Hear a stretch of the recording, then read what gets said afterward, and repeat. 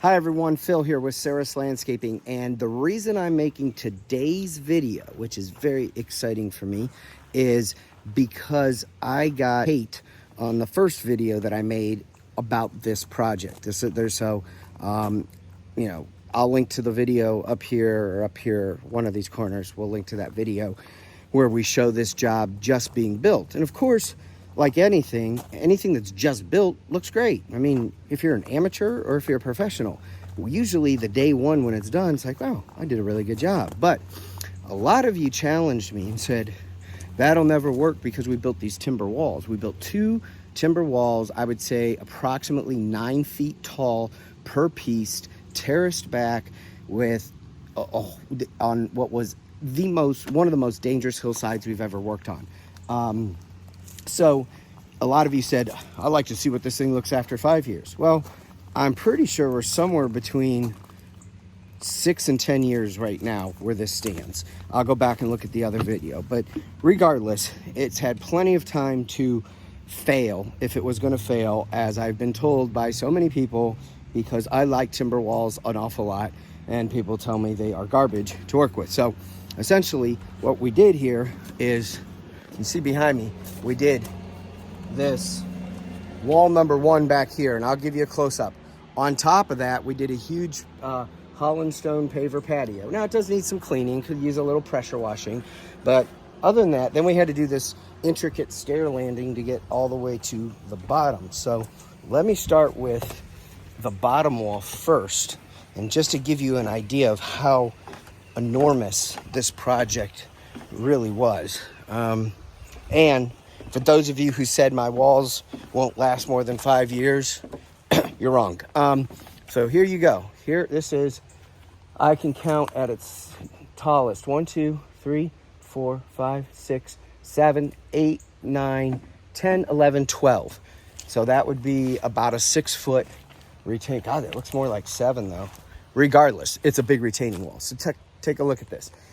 And here is why a lot of you thought this wall would fail. It's because a lot of you have not seen timber walls built correctly.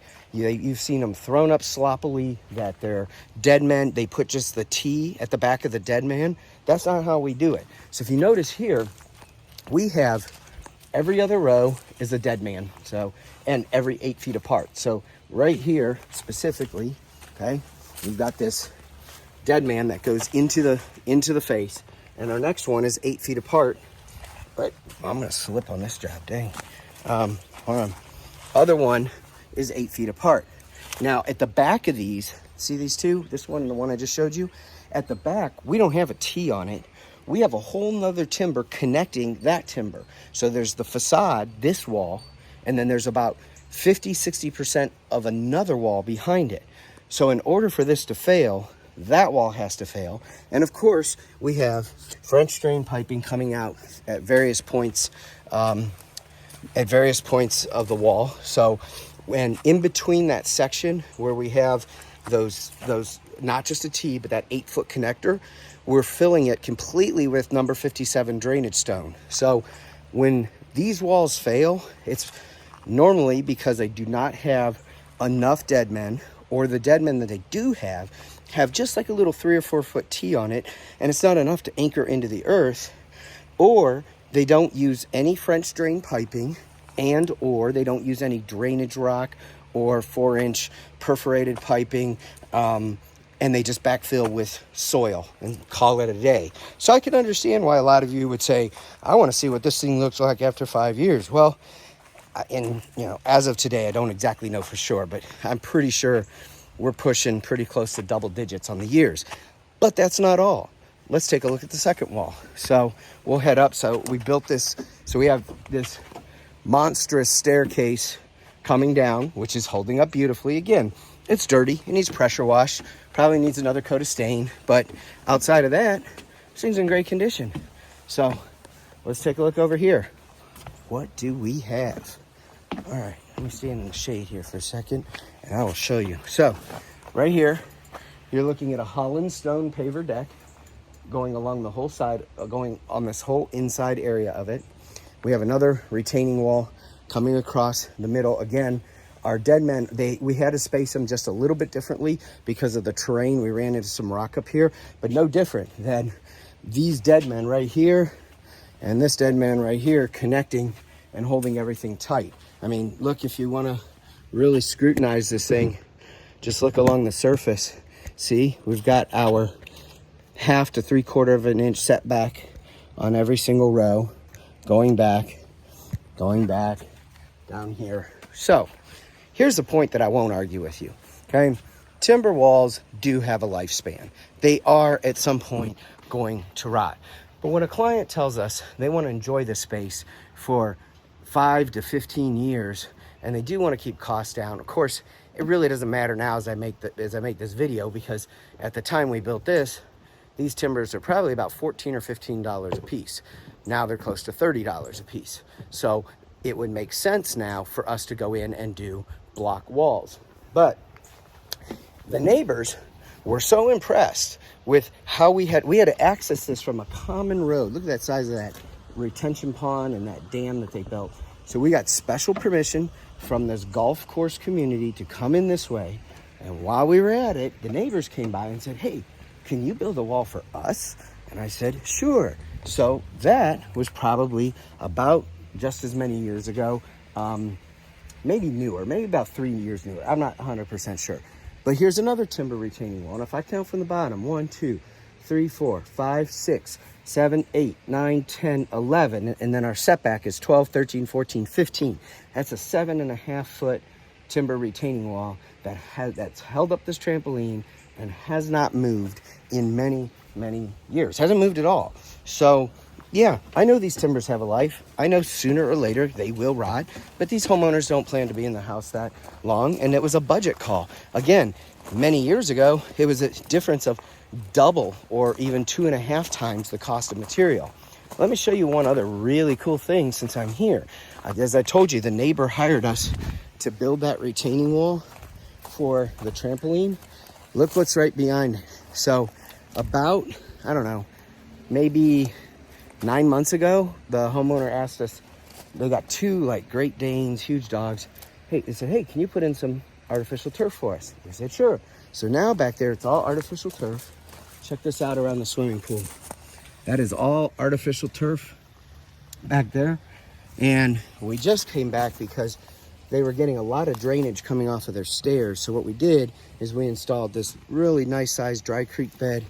We have a 20-inch, I don't know if you can see that right there. That is a 20-inch diameter inlet, which goes down to a 24 by 24, I think, inlet that was put in by the golf course community. So we just tied into that. We built this rock wall right here. We did boulders to build this rock wall, built another one over there, put lighting, night lighting and everything. So these walls we did not build, FYI. These were here when the house came here. So really, it's held up. So if you were one of those people that commented, "Let me see what it looks like 5 years later." Well, this is more than 5 years. And I owed it to you because you asked the question and you put me up to the challenge. And I don't really make a habit like I should. I could do a much better job of going back to projects that have been completed many years ago. But, you know, sometimes no one calls you, out of sight, out of mind, you're busy, move on with other things.